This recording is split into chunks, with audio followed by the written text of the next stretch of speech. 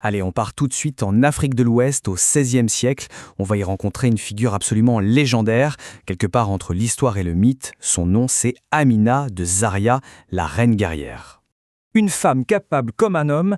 Quand on y pense, cette description, elle est d'époque, mais qu'est-ce qu'elle est parlante. Simple, directe, en fait elle dit tout. Ça nous donne une idée de la réputation incroyable d'Amina, une femme qui a complètement fait voler en éclats les normes de son temps. Alors bien sûr, il y a les récits épiques, mais au fond, qui était-elle vraiment? C'est ça la grande question. Notre objectif aujourd'hui, c'est justement de démêler le vrai du faux, l'histoire de la légende, pour essayer de retrouver la femme qui se cache derrière ce grand empire. Et pour vraiment comprendre la reine, il faut d'abord s'intéresser à la princesse. C'est logique, non? Car c'est vraiment dans sa jeunesse qu'on va trouver toutes les clés de son ascension. Une ascension qui est juste incroyable. On voit que son destin, il se dessine vraiment très très tôt. Bon, elle est née dans la famille qui règne, la petite fille du roi. Elle aurait pu, disons, se la couler douce. Mais non. À 16 ans à peine, elle choisit la voie des armes. C'est un choix complètement radical pour une femme de son rang à l'époque. Et ça nous montre déjà qu'on a affaire à un caractère hors du commun. Du coup, son arrivée au pouvoir, ce n'est pas du tout un hasard. Faut bien comprendre qu'elle n'a pas juste hérité du trône. Non, elle l'a vraiment conquis. Pendant des années, alors que son frère était roi, c'est elle qui menait les batailles. C'est elle qui a prouvé sa valeur sur le terrain et qui a gagné le respect de ses soldats. En fait, elle est devenue reine parce qu'elle était déjà une générale aguerrie. Et puis voilà, vers 1576, son heure arrive. Elle monte enfin sur le trône. Et là, c'est le début d'un règne de, tenez-vous bien, 34 ans. Un règne qui va complètement redessiner la carte de la région et bien sûr, forger sa légende. 20 000. Laissez ce chiffre résonner un instant. 20 000 soldats. C'est la taille de l'armée qu'elle commandait. C'est juste stupéfiant pour l'époque. Une force militaire immense qui nous montre non seulement sa puissance, mais aussi son incroyable capacité à rassembler les gens. Parce qu'il ne faut pas s'y tromper, Amina n'était pas juste une guerrière. C'était une stratège. Ses conquêtes, ce n'étaient pas des raids un peu au hasard, pas du tout.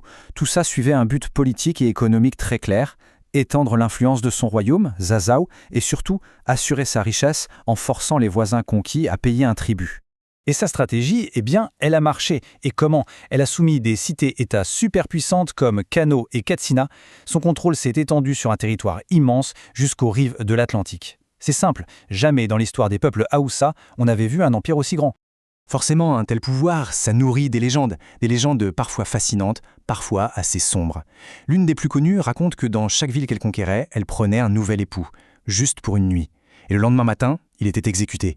Alors est-ce que c'est vrai? Difficile à dire. Mais ce récit, il illustre parfaitement l'image qu'elle projetait, celle d'un pouvoir absolu. C'était sa façon de dire en quelque sorte qu'aucun homme ne la dominerait jamais. Mais attention, ce serait une grosse erreur de ne voir en Amina qu'une conquérante. Parce que son règne, ça a aussi été celui d'une grande bâtisseuse. Elle a laissé un héritage économique et architectural qui est, franchement, tout aussi impressionnant que ses victoires militaires. En fait, sa vision allait bien plus loin que la simple conquête. Ce qu'elle voulait, c'était consolider son pouvoir sur le long terme. C'est logique, les murailles, c'était pour protéger ses territoires, le contrôle des routes commerciales, ça enrichissait son royaume, et même l'introduction de nouvelles cultures, comme la noix de cola, ça a boosté toute l'économie. Et ce qui est fou, c'est que son héritage, on peut encore le voir aujourd'hui. Il est littéralement gravé dans le paysage. Ces fameuses murailles, les gagnoirs Amina, ce sont les preuves bien réelles, bien tangibles de son règne. Des siècles plus tard, on peut encore marcher sur les traces de son empire. Ça rend son histoire incroyablement vivante, non ? Bon, mais alors comment est-ce que son histoire est arrivée jusqu'à nous? C'est un mélange assez fascinant de documents écrits d'un côté et de récits transmis de bouche à oreille de génération en génération. Et c'est justement ce mélange qui rend son héritage si complexe, mais aussi si riche. En fait, on a comme deux piliers qui soutiennent sa mémoire. D'un côté, il y a les sources écrites, comme la fameuse chronique de Kamano, qui viennent confirmer ses exploits militaires, noir sur blanc. Et de l'autre, on a la tradition orale qui a, disons, un peu brodé autour des faits, pour transformer la reine en une véritable icône, un symbole de puissance, d'indépendance. Et pour la comprendre, il faut absolument les deux. C'est inséparable. Finalement, que les historiens débattent encore de tel ou tel détail de sa vie, ce n'est presque pas le plus important. Ce qui est sûr et certain, c'est son impact culturel. Il est juste indéniable.